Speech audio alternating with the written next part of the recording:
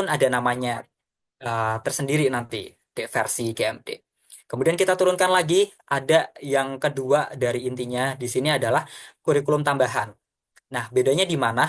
Kalau tadi yang di atas ini adalah kurikulum terpusat atau wajib, berisikan 5 tema, yang masing-masing tema itu sudah kami sediakan materinya, sudah kami sediakan modulnya, dan sudah kami sediakan juga materi ataupun langkah-langkahnya yang perlu dilakukan baik di dalam kelas ataupun di lingkungan sekolah. Nah, kurikulum tambahan atau materi lanjut ini adalah wadah ataupun alokasi teman-teman untuk berkreasi kegiatan non formal ataupun kegiatan di luar dari jam pelajaran. Nanti lebih lanjut akan dipaparkan di slide berikutnya ya. Kemudian yang terakhir ini teman-teman akan sangat penting yakni laporan dan asesmen. Nanti laporan dan asesmen ini juga sifatnya wajib setiap kelompoknya. Harapannya tujuan utamanya juga kami bisa mengukur kira-kira apakah efektif kurikulum ini untuk diterapkan di berbagai daerah di Indonesia melalui penerapan ataupun praktik mengajar dari teman-teman tutor inspiratif begitu. Nah, kita berlanjut ke selanjutnya. Di sebelah ini ada tujuan pembangunan berkelanjutan ya, atau TPB, atau teman-teman kenalnya juga mungkin SDGs ya, Sustainable Development Goals. SDGs desa itu salah satunya adalah goals keempat begitu ya, pendidikan yang inklusif, berkualitas, dan uh, belajar sepanjang hayat. Nah, kami coba paparkan atau pecah lagi begitu menjadi versi kurikulum di MBA, GMD, atau dengan nama kurikulum instruktasional berbasis pendidikan karakter dengan mengembangkan potensi daerah melalui TPB itu tadi, tujuan pembangunan berkelanjutan. Nah, agar tidak terbayang begitu gagasan yang terlalu luas ataupun teman-teman belum belum dapat nih kira-kira apa sih yang dimaksud dari kurikulum ini. Nah, kita coba ejawantahkan lagi, kita spesifikkan lagi. Prinsipnya dalam pengajaran yang kami coba rancang adalah esensial, berbudaya, kreativitas, konseptual, fleksibilitas, kemitraan. Nah, kami sebutkan beberapa kata ini karena memang prinsip mengajar itu perlu kita resapi begitu ya teman-teman. Bukan hanya kita tahu, kita paham, dan kita ingat, tapi betul-betul kita resapi dalam hati sehingga ketika nanti teman-teman mengabdi ataupun volunteering terjun di sekolah, teman-teman betul-betul bisa melakukan kegiatan dengan rasa senang, tulus, ikhlas, dan juga yang paling penting adalah bermakna untuk semua peserta didik ataupun warga sekolah. Nah, kita turunkan lagi nih. Nanti ada beberapa file ataupun dokumen yang akan saya sampaikan di akhir pemaparan dan juga akses ataupun em, folder begitu ya. Dalam folder yang akan kami berikan agar teman-teman bisa betul-betul membacanya nanti bisa diakses di akhir pemaparan. Baik, kita lanjut. Komponen yang pertama itu nanti akan ada tujuan umum kurikulum. Tujuannya apa saja? Tadi sudah saya sebutkan. Nanti juga ada komponen dua, materi khusus yang sesuai temanya tadi. Itu semua akan terangkum dalam satu booklet ataupun buku materi tadi begitu ya, agar lebih ringkas. Nah, secara umum teman-teman, teman-teman perlu diketahui atau barangkali juga pasti teman-teman punya pengalaman volunteering mengajar ataupun volunteering lain di bidang yang lain selain dari mengajar, entah pemberdayaan pemuda dan sebagainya. Ataupun teman-teman yang berlatar belakang pendidikan ataupun pengalamannya lebih mendalam pasti tidak asing ya dengan 3 poin yang berwarna merah ini. Yang pertama adalah tripusat pendidikan. Ini sebatas selayang pandang begitu ya untuk saya bisa mengingatkan atau kita saling mengingatkan agar tripusat pendidikan ini melibatkan keluarga, sekolah, dan masyarakat. Jadi ketika kita mengajar bukan hanya kita transfer knowledge, bukan hanya kita transfer pengetahuan ataupun memberikan pembelajaran yang menyenangkan di kelas, tapi bagaimana cara kita sebagai pendidik yang baik bisa melibatkan keluarga ataupun orang tua jika memungkinkan. Sekolah ini sangat luas ya, baik itu murid, baik itu staf yang ada di sekolah ataupun Bapak Ibu guru sebagai warga sekolah. Dan yang ketiga ada masyarakat. Nah, ini erat kaitannya juga nanti teman-teman bisa ataupun diberikan kewenangan untuk kolaborasi begitu ya dengan komunitas lokal agar kolaboratif nanti dengan masyarakat ataupun dengan tokoh masyarakat agar bisa bekerja sama. Kemudian yang ketiga ini adalah tentang 3 dosa pendidikan. 3 dosa besar pendidikan ini yang sering kali disuarakan di berbagai platform.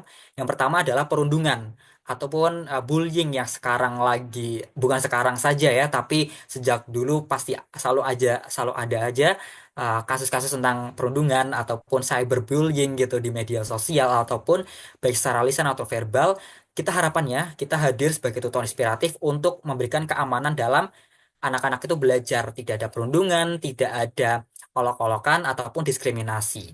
Nah, yang kedua ada kekerasan. Yang dimaksud adalah kekerasan seksual, baik itu verbal ataupun nonverbal. Kita hindari kekerasan begitu ya. Kemudian yang ketiga dari tiga dosa pendidikan adalah intoleransi. Bagaimana sikap kita harus menghargai perbedaan.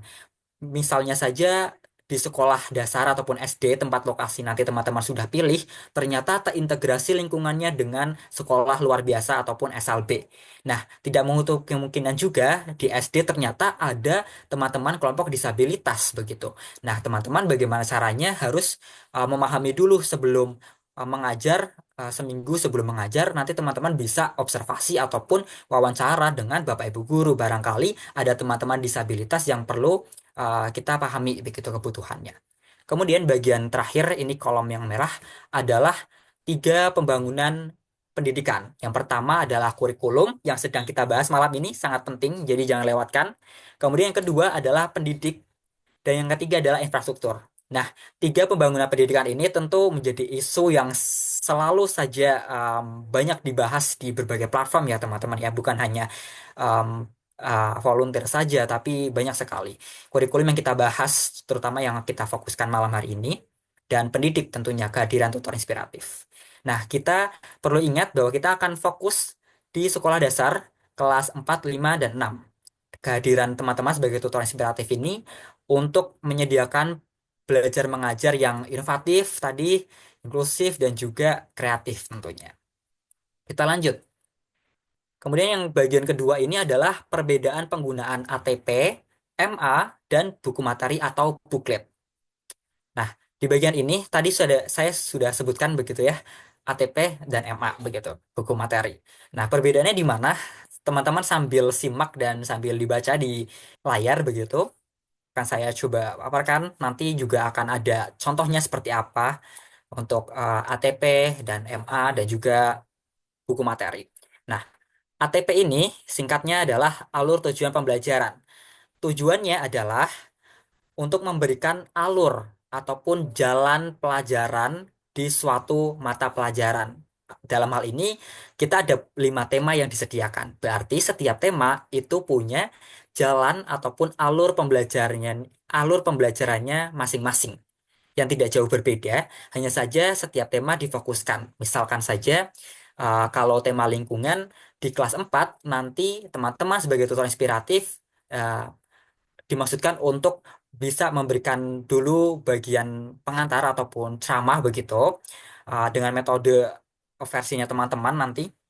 Kemudian nanti setelah itu diberikan waktu untuk praktik misalkan seperti itu. Nah, nanti secara spesifiknya durasinya berapa menit setiap tema, setiap pelajarannya nanti akan ada di modul ajar. Tapi kita fokus dulu ke ATP ini.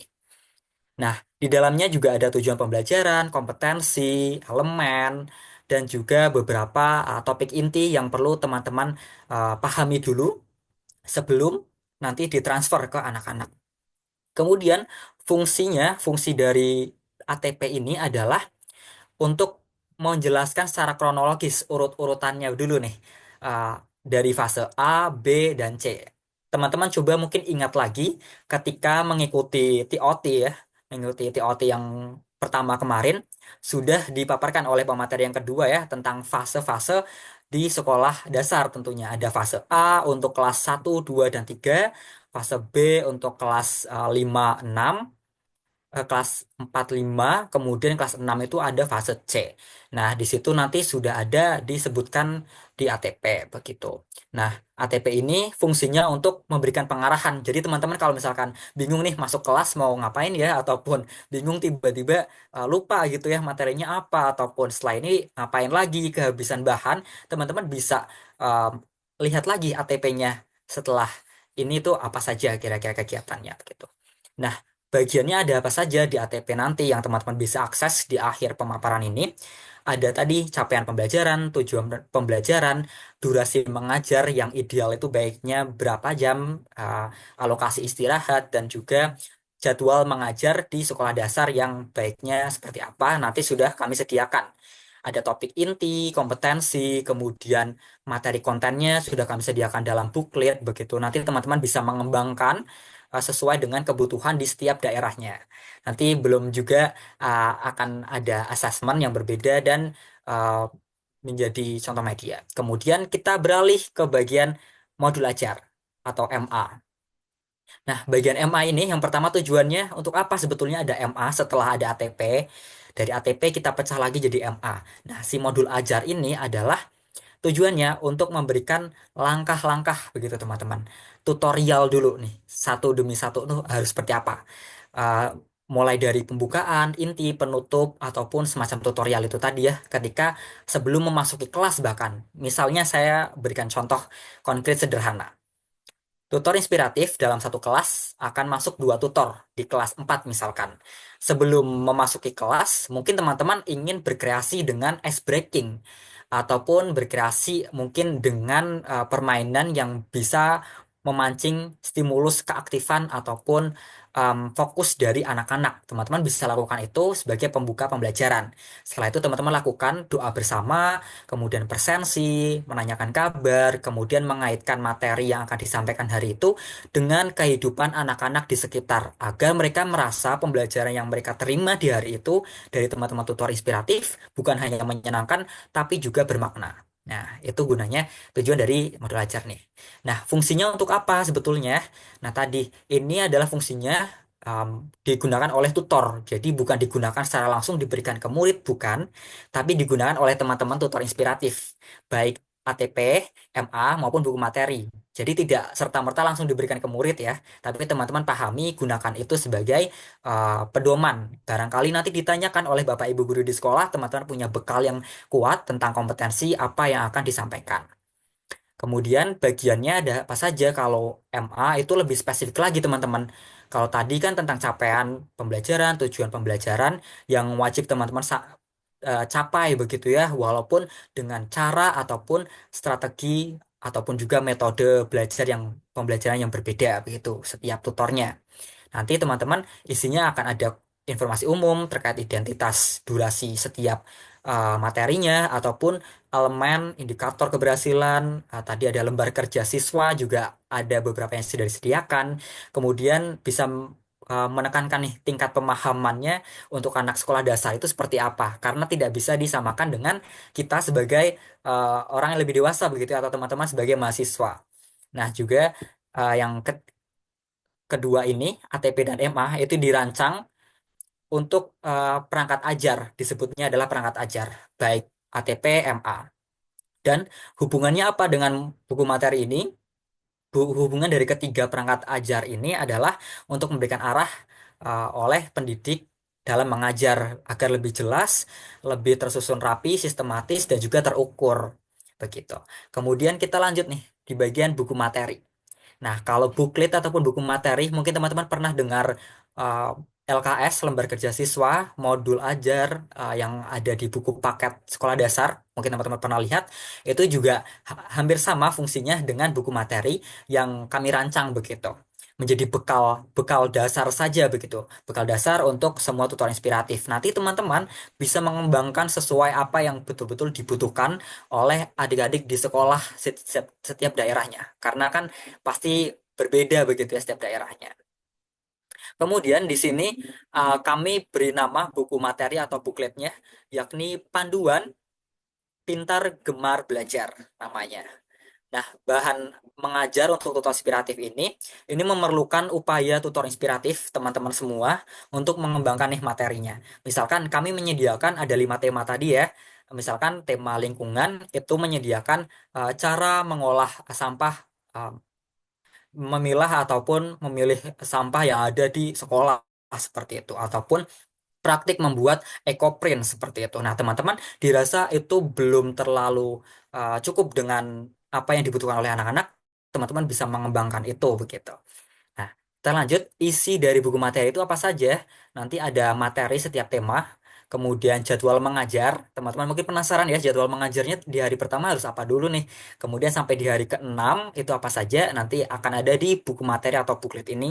Teman-teman bisa akses untuk sementara waktu, sembari kami untuk mengembangkan terlebih dahulu gitu ya, memperbaiki barangkali masih ada hal-hal yang perlu kami lakukan riset lagi. Kemudian ada tiga sub materi tema. Nah, ada tiga sub materi tema, jadi setiap tema itu ada sub materi lagi. Nanti teman-teman bisa langsung ulik saja di buku materi di akhir pemaparan. Kemudian di dalamnya lagi, buku materi itu yang keempat ada teori dan praktik. Yang dimaksudkan adalah teman-teman bisa kira-kira mengamati nih, anak-anak itu sukanya lebih diceritakan atau langsung praktik. Kalau misalkan langsung praktik, teman-teman bisa alokasikan mungkin 60% praktik, kemudian 40%-nya bisa pemaparan begitu, ataupun sebaliknya. Itu kembali lagi pada tipe anak-anaknya begitu, ataupun karakter anak-anak di sekolah masing-masing itu seperti apa gitu. Nah, PR dari teman-teman sembari menunggu untuk masa pengabdian begitu ya, teman-teman boleh banget aktifkan ya, pasti di media sosial baik itu di Instagram, TikTok maupun YouTube. Pasti teman-teman tidak asing dengan konten kreatif yang dibuat oleh para guru di era sekarang. Itu teman-teman bisa adaptasikan untuk menjadi metode dan strategi menggunakan media ajar baik digital ataupun cetak. Teman-teman tidak apa ya uh, tidak perlu juga untuk selalu menggunakan PowerPoint ataupun selalu menggunakan gawai atau gadget di kelas, tapi teman-teman bisa buat media ajar yang berbeda. Misalkan karena memang ada di pelosok daerah, akses untuk listrik sulit begitu, teman-teman bisa gunakan uh, flashcard ataupun kartu kilas ataupun ular tangga permainan tradisional sebagai media untuk menyampaikan materinya begitu. Nah, sekarang kan teman-teman pasti sudah ada gambaran nih kira-kira um, gambaran kira-kira apa saja yang teman-teman perlu pahami, teman-teman perlu baca dan kembangkan dulu nanti sebelum teman-teman bertemu dengan kelompok-kelompoknya, kemudian observasi ke sekolah, menanyakan ke tokoh masyarakat ataupun ke perangkat sekolah begitu. Ini harapannya teman-teman bisa menggunakan tiga perangkat ajar dengan maksimal agar bukan hanya pengetahuan tapi keterampilan oleh tutor teman-teman ini betul-betul terstruktur dan juga terukur begitu. Oke, kita lanjut ke bagian ketentuan laporan asesmen terpusat. Ini adalah dua slide terakhir begitu teman-teman, harapannya masih bisa fokus begitu ya. Nah, ketentuan laporan dan asesmen terpusat. Sebelum kita masuk pemaparannya, saya sedikit berikan pemaparan singkat begitu ya untuk deskripsi singkat untuk laporan dan asesmen. Nah, laporan ini itu adalah laporan yang perlu dibuat secara wajib oleh setiap kelompok tutor inspiratif agar ini menjadi bukti konkret begitu ya bahwa teman-teman setiap kelompoknya betul-betul melaksanakan pengabdian sesuai dengan apa yang sudah ditentukan dari kurikulum yang kami buat begitu. Nah, asesmen ini adalah erat kaitannya dengan penilaian teman-teman. Kalau teman-teman mungkin pernah dengar asesmen literasi dan numerasi yang berlaku di kurikulum Merdeka di sekolah. Nah, asesmen ini adalah hampir sama sebetulnya teman-teman. Namun tidak spesifik kita mengukur ataupun menilai ataupun memahami begitu ya literasi dan numerasi dari si anak-anak ini. Karena lagi-lagi kita punya kurikulum yang berbeda begitu ya, ada 5 tema yang wajib teman-teman sampaikan.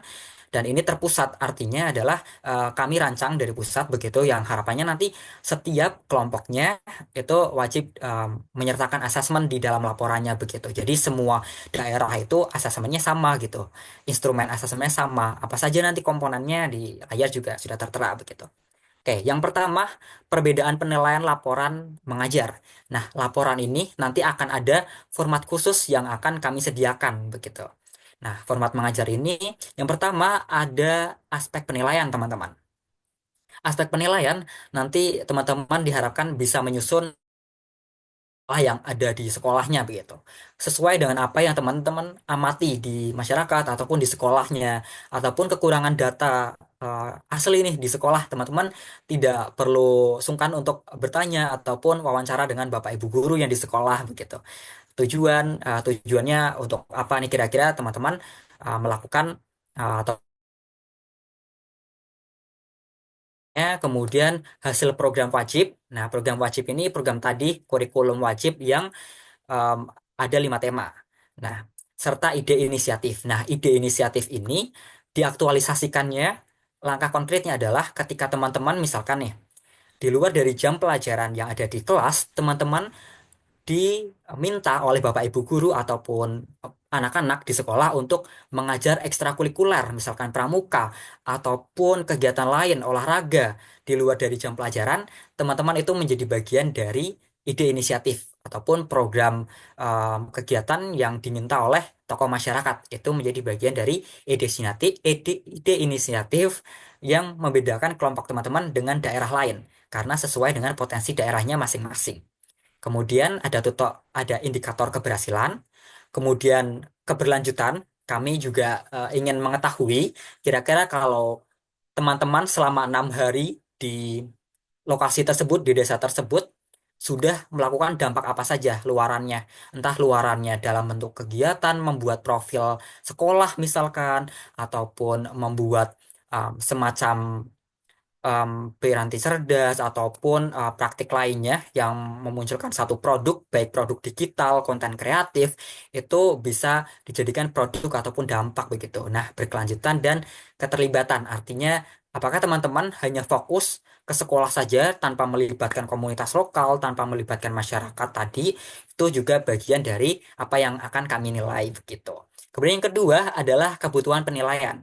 Nah, di dalam laporan, selain format yang akan kami sediakan nantinya, itu di dalamnya ada perlu teman-teman untuk mendokumentasikan kegiatan, baik dalam bentuk foto, video, ataupun dikreasikan dalam bentuk konten kreatif, diunggah di kelompoknya begitu, di media sosial, itu boleh dan akan kami sertakan dalam laporan sehingga kami betul-betul ingin melihat begitu, mengapresiasi nantinya kelompok teman-teman. Kemudian kerjasama dari para pihak kolaborator. Nah, ini akan dibuat seringkas mungkin. Mungkin terdengarnya cukup rumit begitu teman-teman, tapi kami usahakan untuk instrumen dari laporan pengabdian mengajar ini betul-betul bisa ringkas dan mudah untuk dikerjakan oleh setiap kelompok. Nah,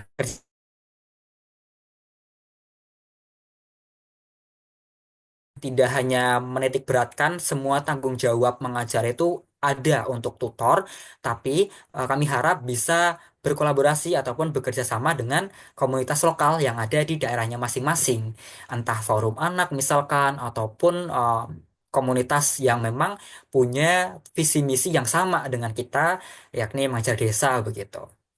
Kemudian yang kedua bagiannya adalah perbedaan penilaian di asesmen mengajar. Nah, asesmen mengajar ini cukup berbeda dari laporan tadi. Asesmen asesmen, asesmen penilaian. Ya. Yang pertama adalah aspek penilaian dulu, gitu teman-teman. Pertama adalah konten. Ini termasuk bagian dari hasil materi, hasil materi wajib yang sudah diimplementasikan.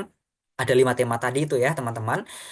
Untuk tutor itu apakah sudah terlaksana dengan baik atau belum begitu? Atau barangkali ternyata ada satu tema yang belum bisa diimplementasikan karena kondisi di lapangan tidak memungkinkan. Itu juga akan ada bagiannya tersendiri begitu.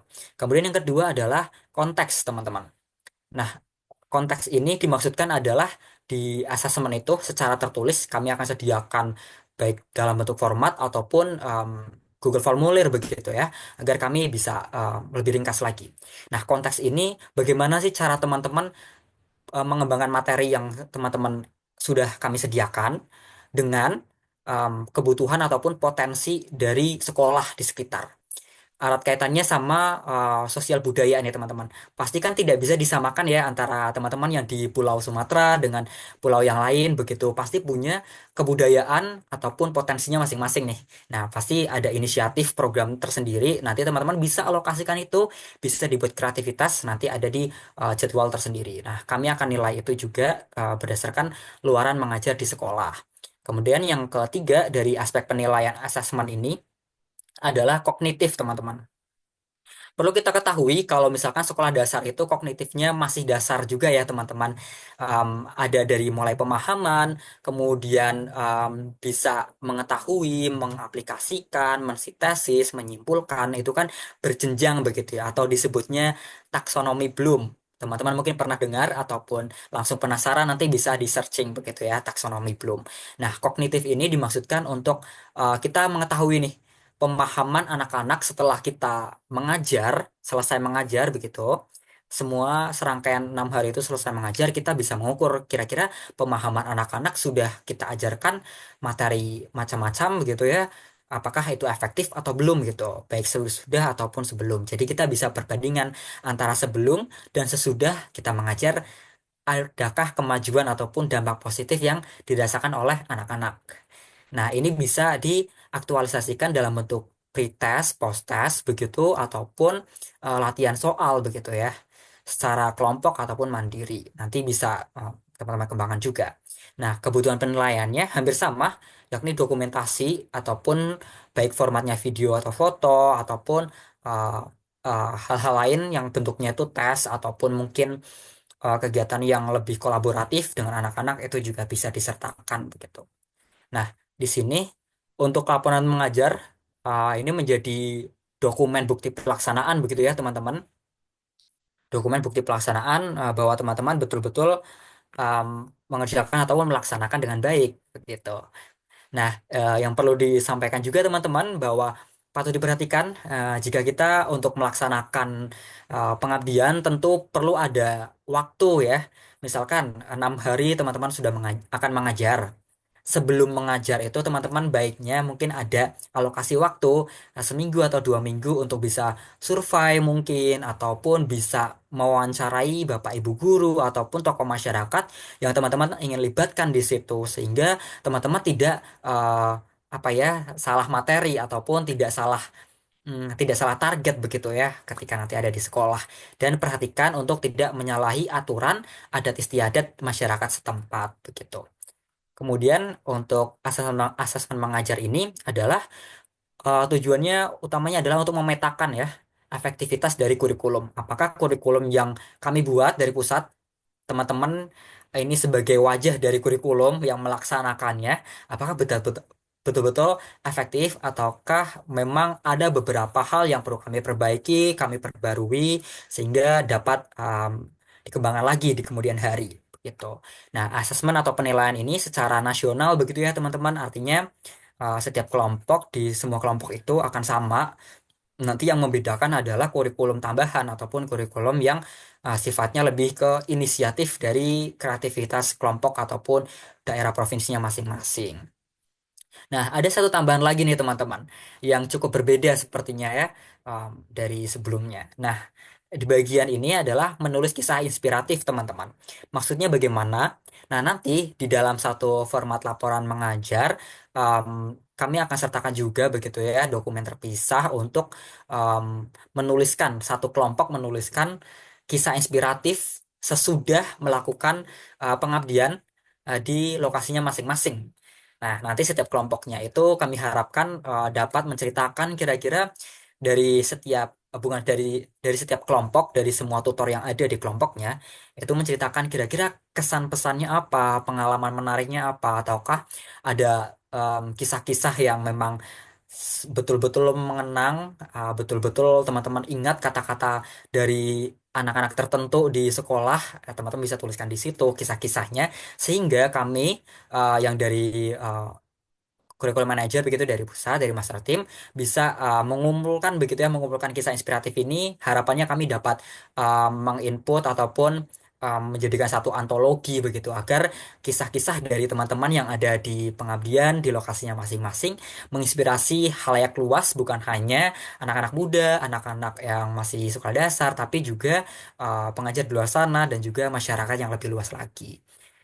Nah, yang terakhir ini adalah pada intinya laporan hasil pengabdian ini wajib begitu ya oleh kelompok tutor dan sesuai aturan sebagai evaluasi atau bukti penilaian dari pelaksanaan yang sudah dilakukan begitu.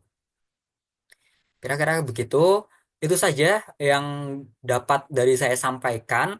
Untuk selanjutnya mungkin bisa beralih pada sesi diskusi begitu ya teman-teman. Barangkali teman-teman pasti punya jawaban, bukan jawaban saja, mungkin saran, pertanyaan, ataupun kebingungan lain yang ingin diutarakan, bisa disampaikan begitu ya.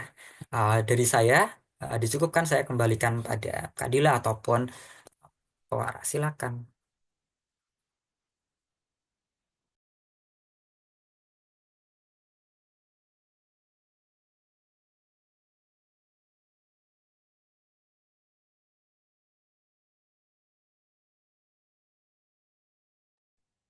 Oke, baik. Terima kasih Kak Ardi atas penyampaian kurikulumnya tadi ya terkait dengan bookletnya juga.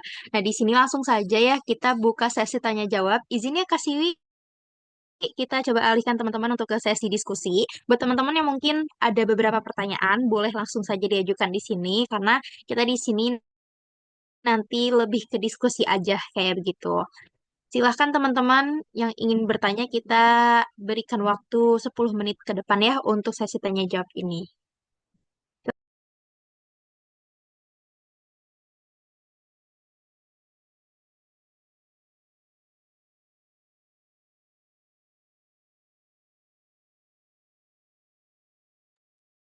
Oke, Kak Ardi, di sini kita udah ada beberapa pertanyaan. Kita langsung saja ya sesi diskusi ya Kak Ardi ya.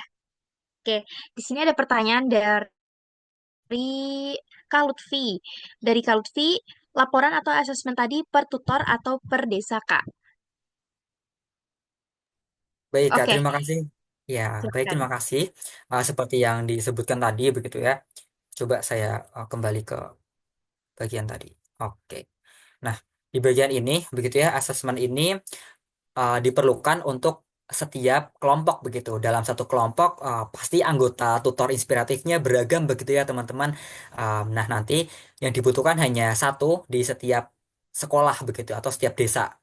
Nah, nanti ini juga disatukan sama laporan agar lebih ringkas ya. Jadi laporan pelaksanaannya di lapangan seperti apa, asesmen dan juga menulis kisah inspiratif itu juga dijadikan satu oleh kami. Nanti untuk pengumpulan, kemudian ketentuan penulisannya seperti apa, nanti akan kami sampaikan informasinya lebih lanjut, formatnya dan ataupun instrumentasinya begitu, Kak. Mungkin dari Kak Dila ada tambahan, silakan. Oke, jadi izin menambahkan ya, ya, tadi pertanyaan dari Kak Lutfi, bahwasannya benar, untuk laporan atau asesmen ini tadi akan dilakukan secara per kelompok. Nah, mungkin dari teman-teman bingung kali ya, tadi kan banyak tutor dalam satu kelompok, itu bagaimana cara untuk meringkasnya dalam satu laporan kelompok. Nah, itu bisa teman-teman lakukan ketika teman-teman melakukan sesi evaluasi melakukan pengajaran di SD, dari teman-teman itu ada sesi evaluasi. Nah, dari sesi evaluasi ini nanti teman-teman bisa dikumpulkan dan juga bisa langsung dilaporkan ke nanti ada lookbooknya ataupun asesmennya yang akan teman-teman isi kayak begitu. Jadi tetap per kelompok. Cuma nanti dari kelompok itu akan memberikan laporannya secara berdasarkan laporan dari teman-teman tutor seperti itu. Teman-teman tutor satu kelompok. Gimana Kak Lutfi, apakah sudah terjawab atau ada follow up question lagi nih Kak? Sambil nunggu reaction dari Kak Lutfi ya, kita coba beralih kembali ke pertanyaan berikutnya nih. Di sini, oke, di sini ada pertanyaan dari Kak Siti Nur Hazizah. Kak izin bertanya, nanti kita ada pelatihan micro teaching kah? Oke, ini dari Kak Ardi mungkin ingin menjawab terlebih dahulu, nanti aku menambahkan, boleh banget nih. Oke, baik Kak. Em, Mungkin dari siapa tadi pertanyaannya? Maaf, maaf, namanya Kak siapa? Dari Kak Siti Nur, Oke, Siti Nur terima kasih. Hazizah. Oke, Kak Siti Nurhaliza, terima kasih. Untuk micro teaching ataupun praktik mengajar gitu ya, pelatihan praktik mengajar. Sebetulnya kami belum menginformasikan lebih lanjut apakah nanti kami perlu menyampaikan untuk contoh micro teaching menjadi rekomendasi untuk teman-teman bisa latihan. Barangkali teman-teman masih sangat awam begitu ya, masih bingung nih. Kira-kira kalau masuk kelas itu biar tidak apa namanya kehabisan kosakata, tidak kehabisan langkah-langkah untuk anak-anak di dalam kelas itu seperti apa? Pasti perlu dengan adanya micro teaching begitu ya ataupun tutorial untuk mengajar bagaimana. Nah, nanti kalau misalnya diharapkan banyak dari teman-teman tutor inspiratif memerlukan hal tersebut, maka kami coba berikan informasi lanjutan nantinya begitu ya, entah dalam bentuk contoh video micro teaching yang teman-teman bisa cari di tutorialnya di media sosial ataupun teman-teman juga bisa hal ini dipahami dulu kira-kira tadi perangkat ajarnya baik alur tujuan pembelajaran, modul ajar, ataupun booklet, itu teman-teman bisa akses melalui kode respon cepat ataupun QR code yang ada di layar. Teman-teman bisa sambil akses atau pahami dulu, begitu barangkali nanti teman-teman bisa lebih lanjut akan kami sampaikan informasinya untuk kebutuhan soal micro teaching ini ya. Mungkin dari Kadila ada tambahan. Terima kasih. Oke, terima kasih Kak Ardi.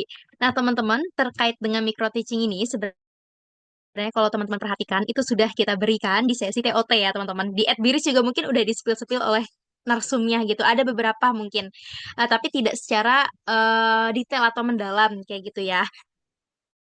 Untuk si micro teachingnya ini kayak gitu. Nah, nanti di TOT kedua, coba nanti teman-teman bisa ikuti karena kebetulan kita akan coba berikan lagi materi terkait dengan teknis pengajaran juga kayak begitu. Nah, diharapkannya dari TOT 1 dan TOT 2 ini teman-teman bisa ambil beberapa apa ya? Insight terkait dengan teknis mengajar tadi kayak begitu. Atau tadi benar yang disampaikan oleh Kak Ardi bisa cari referensi di YouTube atau di sumber lainnya seperti itu. Oke, kita move to the next question mungkin ya Kak Ardi. Oke, ini lumayan banyak juga pertanyaannya. Oke, di sini dari Kak Wiwi Arfiani. Kak mohon izin bertanya, jika kurikulum dari GMD itu kita ajukan terlebih dahulu ke pihak sekolah, apakah bisa Kak? Takutnya pihak sekolah memiliki kehendak lain terkait dengan materi pengajaran. Terima kasih. Oke, mungkin ini aku coba jawab ya Kak Ardi. Nanti mungkin kita gantian Kak Ardi yang tambahkan gitu. Oke, Kak Wiwi, jadi terkait dengan kurikulum dari GMD ini boleh banget ya. Jadi alangkah lebih baiknya nanti dari teman-teman tutor inspiratif yang akan melaksanakan pengajaran di SD itu coba didiskusikan dulu dengan pihak sekolah terkait dengan kurikulum GMD. Karena bisa jadi ada beberapa sekolah itu yang fokusnya hanya ke kurikulum yang mereka punya gitu. Jadi kurikulum yang kita terima mungkin kurang relevan atau gimana. Jadi bisa jadi apa ya perlu menurut kami bisa didiskusikan dulu terkait dengan kurikulumnya. Takutnya ada part yang memang eh, tidak seharusnya kita terapkan di saat pengabdian. Nah, itu bisa kita coba tanyakan ke pihak sekolah karena kalau misalkan dari tahun sebelumnya itu ada beberapa sekolah yang apa ya meminta kepada kita yang akan melakukan pengabdian atau pengajaran di sana itu untuk tidak menyampaikan bagian kurikulum yang di bagian A ataupun B kayak begitu. Jadi kita perlu sosialisasi ataupun diskusikan ini ke pihak sekolah seperti itu Kak Wiwi. Mungkin dari Kak Ardi ada yang ingin ditambahkan, boleh? Iya, saya izin menambahkan begitu ya Kak Dila.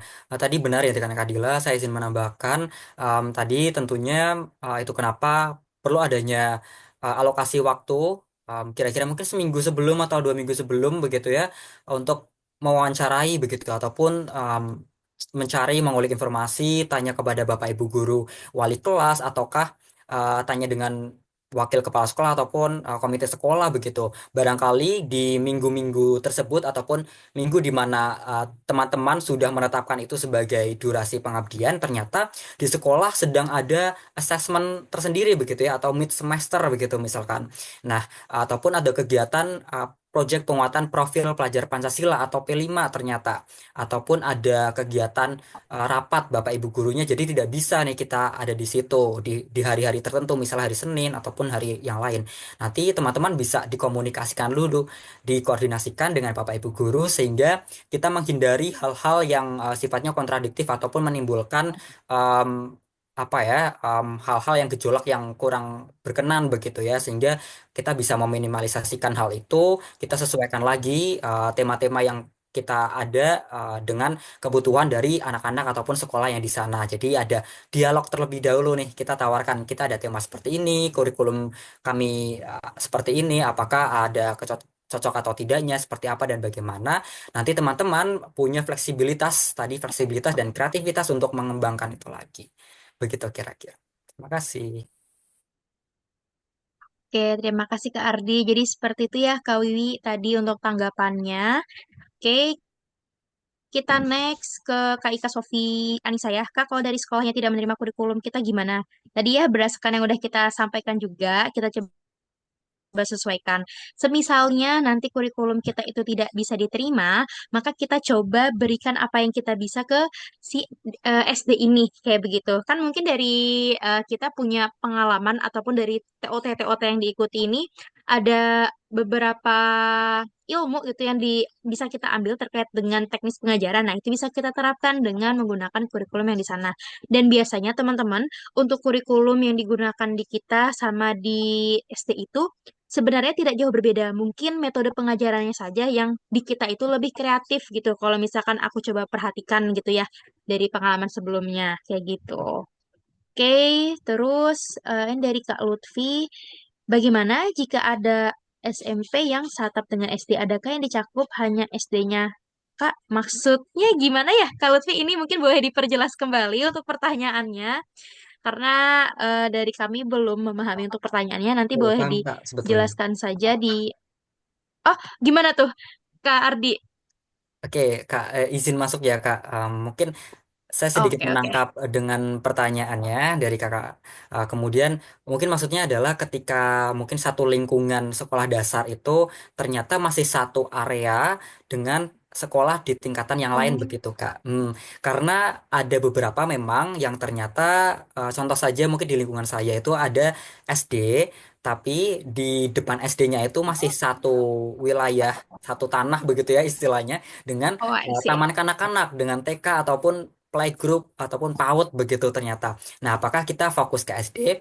Nah, karena tadi kami merancang kurikulum ini untuk jenjang sekolah dasar di kelas 4, 5, dan 6, maka kami rekomendasikan ataupun mewajibkan untuk fokus ke sekolah dasar terutama di kelas 4, 5, dan 6 begitu ya. Tapi tidak menutup kemungkinan teman-teman mungkin diminta untuk membimbing belajar baik itu di luar dari tema, misalkan membimbing belajar untuk matematika ataupun bahasa Inggris ataupun ekstrakurikuler untuk lomba, teman-teman bisa gunakan itu alokasinya sebagai kurikulum tambahan ataupun kegiatan inisiatif teman-teman untuk kelas 1, 2, dan 3 di luar dari kurikulum ataupun cangkupan dari yang kelas kita terapkan. Barangkali juga ada waktu itu yang mengungkapkan bahwa di sekolah dasarnya itu terintegrasi dengan SLB begitu ya. Sangat menantang begitu ya teman-teman, tantangan yang menarik dan juga inspiratif karena betul-betul kita akan memahami teman-teman disabilitas dan juga bagaimana kita menerapkan pendidikan inklusif begitu. Nanti tetap lagi-lagi kita harapkan untuk fokus pada kelas 4, 5, 6 di jenjang sekolah dasar. Teman-teman bisa libatkan di luar dari itu dengan inisiatif kegiatan yang lain selepas dari jam mengajarnya begitu. Terima kasih, semoga dapat membantu ya Kak. Terima kasih. Oke, jadi mohon maaf ya Kak Lutfi tadi sempat nge-lag dulu maksud dari pertanyaannya, tapi tadi setelah dijelaskan oleh Kak Ardi, oke betul sekali ya. Fokusnya ke teman-teman SD kelas 4 sampai 6 untuk pengajarannya. Di luar dari itu boleh nanti sekreatif teman-teman saja ingin mengadakan kegiatan dalam bentuk apa gitu. Oke, next di sini ada pertanyaan dari Kak Jai. Lanjut juga dengan pertanyaan dari Kak Ronaldi ya, karena sepertinya ini berkaitan nih, Kak Ardi. Contoh penilaian pemahaman kognitif itu apa ya, Kak? Pretest kayak gimana? Make quiz kah? Atau gimana? Terus dilanjut juga tadi dengan Kak Ronaldi. Tadi disinggung terkait dengan pretest atau post-test. Izin bertanya, Kak, apakah pretest dan post-test dibuat sendiri oleh tutor atau ada pretest atau post-test yang dari pusat? Oke, mungkin dari Kak Ardi dulu yang dapat menjelaskan. Baik Kak, terima kasih pertanyaannya. Cukup menarik tentang asesmen ini karena memang em, asesmen ini juga sebetulnya cukup penting. Mengapa dikatakan penting? Karena kita betul-betul bisa menjadi tolok ukur apakah yang kita ajarkan itu betul-betul bisa memberikan pemahaman ataupun diterapkan dalam aktivitasnya anak-anak di sekolah maupun di masyarakat. Nah, contohnya yang kami rancang begitu adalah asesmen terpusat. Jadi kami akan menyediakan instrumen tersendiri begitu ataupun format tersendiri yang sedang kami godok lagi begitu ya Kak, akan kami rancang lagi betul-betul ringkas agar teman-teman tidak kesulitan untuk merancang itu. Isinya nanti ya erat kaitannya tentu dengan uh, apa kira-kira materi yang menjadi kesulitan dan juga keunggulan dari teman-teman sudah terapkan di sekolah tersebut. Hal itu bisa diaktualisasikan di sekolah, misalkan seperti ini teman-teman. Aktualisasinya adalah, misalkan teman-teman mengajarkan pelajaran tentang kesehatan. Nah, kesehatan ini submaterinya ada um, PHBS ataupun mungkin praktik gosok gigi begitu, kesehatan mulut. Nah, teman-teman bisa lakukan pretest potesnya dengan cara sederhana, teman-teman tidak mesti harus tertulis, tidak mesti harus dengan Google Formulir, juga tidak mesti. Teman-teman bisa tanyakan dulu nih, kira-kira tanyakan ke anak-anak, kira-kira sebelum mereka praktik, sebelum mereka belajar di kelas, seberapa jauh pemahaman mereka tentang gigi, tentang kesehatan mulut, tentang misalkan mereka ada yang hobi makan permen ternyata. Nah, kira-kira dari hobi makan permen itu dampak negatifnya apa ya untuk kesehatan gigi mereka di masa pertumbuhan? Itu juga bisa teman-teman tanyakan. Nanti teman-teman dapat jawaban yang beragam dari anak-anak. Itu bisa diingat, nanti dituliskan di bagian apa namanya, di bagian modul ajar ataupun di bagian instrumen yang kami sediakan begitu. Sehingga nanti ketika prakteknya sudah selesai, teman-teman tanyakan lagi ke anak-anak. Anak-anak sudah paham dan tentunya bisa mempraktikkan secara mandiri. Kalau misalkan sudah, itu kira-kira berapa anak dari total jumlahnya begitu ya. Kalau misalkan ternyata masih banyak anak-anak yang belum paham, berarti perlu adanya evaluasi ataupun perbaikan nanti pembelajarannya ya. Nah, artinya adalah pembelajaran diferensiasi ataupun pembelajaran yang memang betul-betul membedakan anak-anak yang ada di kelas, karena setiap anak punya potensi, setiap anak pasti punya karakter yang berbeda ya begitu. Nah, teman-teman juga bisa dibuat lebih sederhana lagi. Teman-teman punya ide kreatif untuk membuat pohon impian misalkan, yang paling sering kita temui begitu ya di kegiatan volunteering. Teman-teman bisa gunakan itu, media cetak, dengan cara teman-teman menyediakan uh, kertas origami misalkan. Nanti kertas origami tersebut ditulis anak-anak seberapa paham dengan materinya yang akan kita sampaikan. Mereka tulis, mereka lipat, kemudian mereka tempel atau mereka masukkan dalam kotak yang teman-teman sediakan begitu. Nanti setelah pelajaran itu selesai dalam satu hari ataupun semasa pengabdian itu, teman-teman bisa kembali berikan post testnya begitu ya, mengukur lagi kira-kira anak-anak ini sudah seberapa paham ya tentang apa yang teman-teman ajarkan, baik itu secara formal di kelas ataupun di kegiatan-kegiatan lain di luar kelas. Seperti itu kira-kira kalau dari saya. Mungkin bisa menjawab pertanyaannya, karena dari kami pun akan em, senang begitu ya ada masukan saran dari teman-teman, mungkin akan menjadi pengembangan ataupun pertimbangan dari kami juga begitu. Oke, terima kasih Kak Ardi. Jadi begitu ya Kak Jai dan Kak Ronaldi. Nanti bisa dilihat juga di bagian buku materi. Di situ ada beberapa subtema yang ada apa ya, ibaratnya post-testnya kayak gitu atau enggak penilaiannya gitu. Tapi itu pun tidak saklek harus teman-teman lakukan. Tapi kalau misalkan teman-teman punya apa ya, ide lain sejauh mana ya teman-teman di SD itu memahami materi yang kita berikan, itu boleh dikreasikan kayak begitu. Nah, salah satu yang tadi disampaikan oleh Kak Ardi itu termuat juga di buku materi ya, yang terkait dengan bikin pohon literasi atau gimana, itu ada di buku materi. Jadi nanti teman-teman boleh dikreasikan lagi aja untuk pretest ataupun post-testnya. Yang kami berikan di buku materi ini ibaratnya adalah apa ya, referensi saja kayak begitu. Karena kami yakin di sini teman-teman tutor inspiratif punya inovasi-inovasi lainnya untuk memberikan pretest ataupun post-test ke teman-teman di SD nanti. Oke, kita move ke pertanyaan berikutnya. Di sini ada pertanyaan dari Kak Filza Luna. Kak, mohon izin bertanya, terkait pengumpulan waktu asesmen dan laporan hanya dilakukan sekali atau setelah evaluasi dilakukan. Oke, ini mungkin aku coba jawab ya, Kak Ardi. Ntar boleh kalau misalkan ada yang mau tambahin.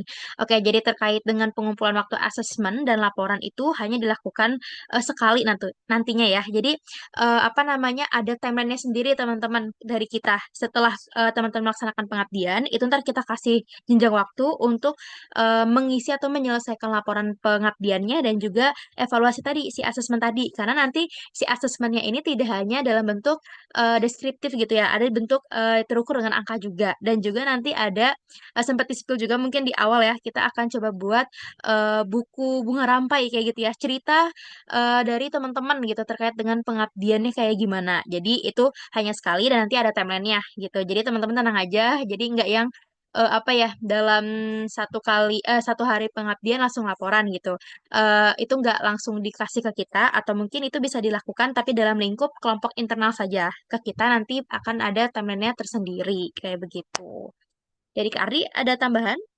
Ya, kalau dari saya sebetulnya tidak ada tambahan banyak kan tadi disampaikan Kadila sudah benar begitu ya bahwa asesmen nanti akan ada di akhir begitu hanya satu kali bersamaan dengan laporan begitu bersamaan dengan mengumpulkan kisah inspiratif per kelompoknya begitu agar kami bisa menyebarkan apa ya motivasi ataupun kisah-kisah pengalaman inspiratif teman-teman dari berbagai daerah dalam satu produk begitu ya Kak ataupun dalam satu buku yang betul-betul bisa menjadi bahan bacaan literasi, menginspirasi lebih banyak orang lagi juga seperti itu.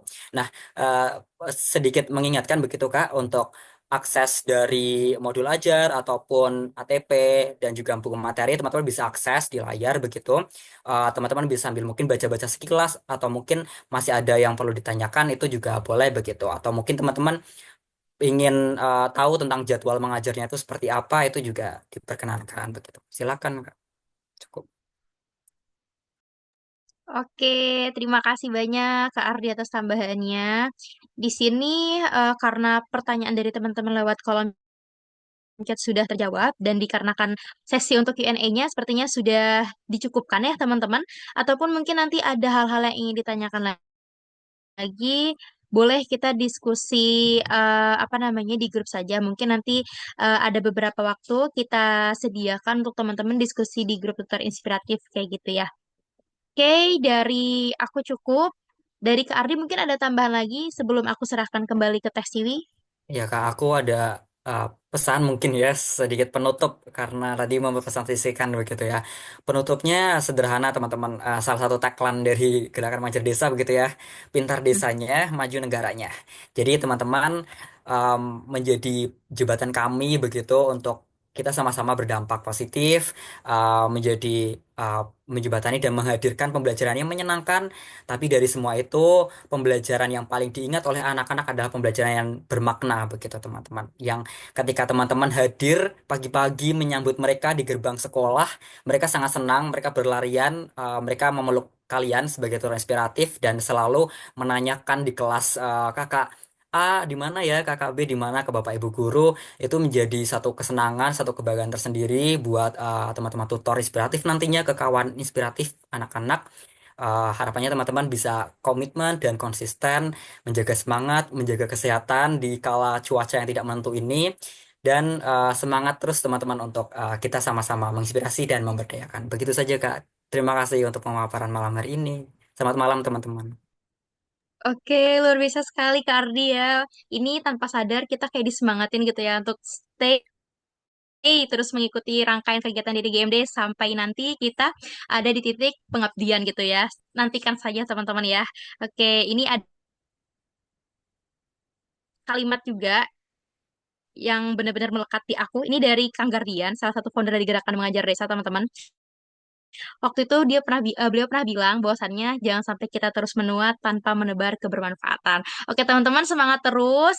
Jangan lupa nanti kita di program Inspirasi Desa pada saat hari hanya kita bisa menebarkan kebermanfaatan sebanyak mungkin dan juga menerapkan ataupun merealisasikan apa yang kita punya, menyalurkan apa yang kita punya ke teman-teman SD dan itu semoga bisa menjadi kenangan yang baik bagi mereka dan termotivasi untuk terus meningkatkan ataupun melanjutkan jenjang pendidikannya. Oke, cukup dari aku dan juga Kak Ardi dan dari teman-teman kurikulum manager.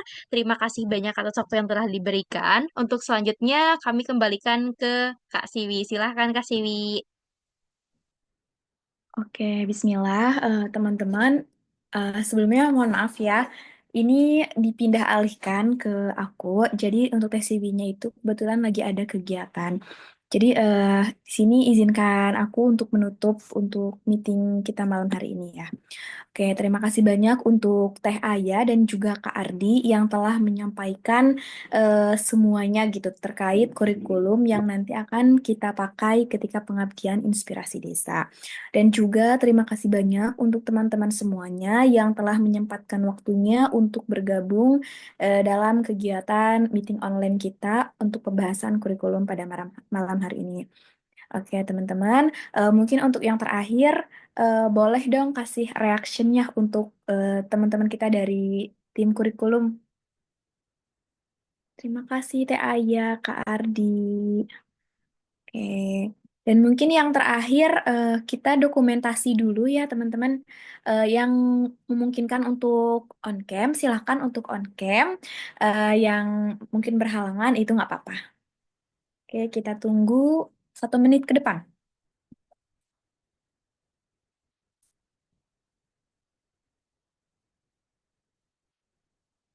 Oke, masih ada. Baru sedikit nih yang on cam. Yuk yang lainnya.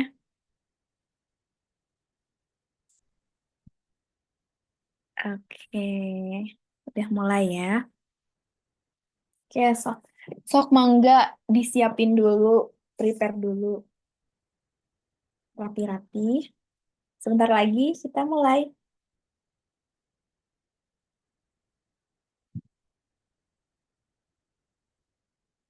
Ya, ini masih ada yang mau on cam.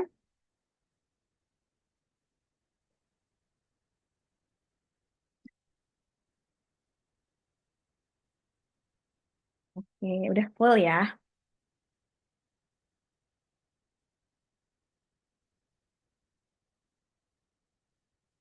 Oke,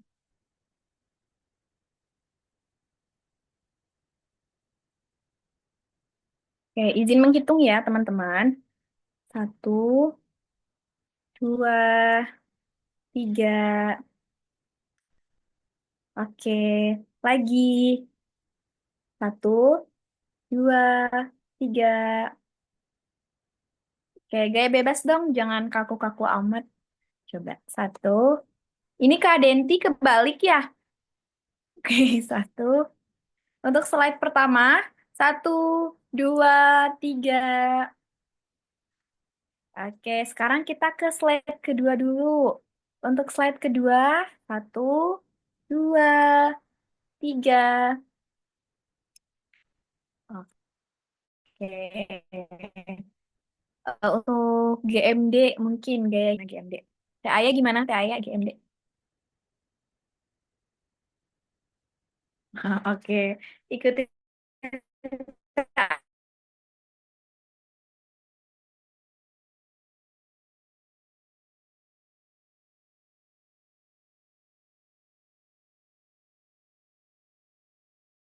1, 2, 3. Oke, terima kasih banyak teman-teman semuanya. Selamat beristirahat dan